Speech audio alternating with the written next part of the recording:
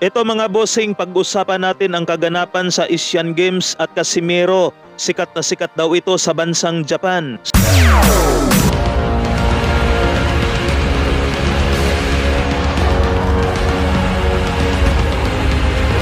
So masamang balita nga po ito para sa ating mga Pinoy boxing fans dahil natalo ang ating pambato sa Asian Games na si Mark Asli Pajardo kontra sa Chinese. Matatandaan ang unang salang ni Pajardo na tinapos lamang sa loob ng 23 seconds ang kanyang kalaban. Itong pangalawang salang nga po ni Pajardo mga bossing ay nasilat nga po ito by unanimous decision. Habang magandang balita naman para sa isa pa nating pambato na lumalaban sa heavyweight na ito nga mga bossing ay si John Marvin dahil panalo ito by unanimous decision kontra sa pambato ng Nepali na si Rabin. Samantala mga bossing, dating 3 Division World Champion at kasalukuyang WBO Global Super Bantamweight Champion Janariel Cuadro Alas Casimiro, kondisyon na nga daw ito mga bossing, pa-chill na nga lang daw ito habang napapalapit na ang kanyang salpukan kontra sa pambato ng Japan, dating IBF Super Bantamweight Champion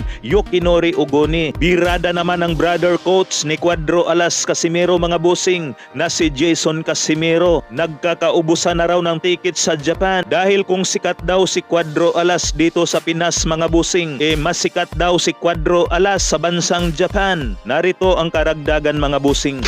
At balitang-balita na daw yung laban mo tol. Hype na, nagkaubusan na ng ticket. Yung laban mo sa Japan. Oh, nagkagulo na doon.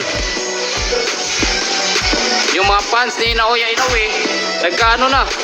Sila yung parang pinakyaw na nila yung ticket. Yung mga fans ni Naoya Inoue guys sa Japan, nagkagulo na sila doon. Kasi nga, gusto nilang makita talaga na si Naoya Inoue at Cuadro Alas yung maglalaban next year. Kaya ngayon, yung mga Naoya fans, gustong tignan ang laban ni Cuadro Alas kay Ogoni. Hindi natin alam, baka tatalpak sila kung sino ba yung sino yung malakasan nila. Kasi titignan talaga nila kung malakas ba si Cuadro Alas. Kasi balitang-balita si Cuadro dyan sa Japan. Ganito po kasi yan guys, yung mga Japanese na po yung nagsasabi sa amin na kung sikat na sikat si Cuadro Alas dito sa Pilipinas, sabi nila mas sikat na sikat si Cuadro Alas sa Japan. Yan po yung sabi nila, hindi po kami nagsabi.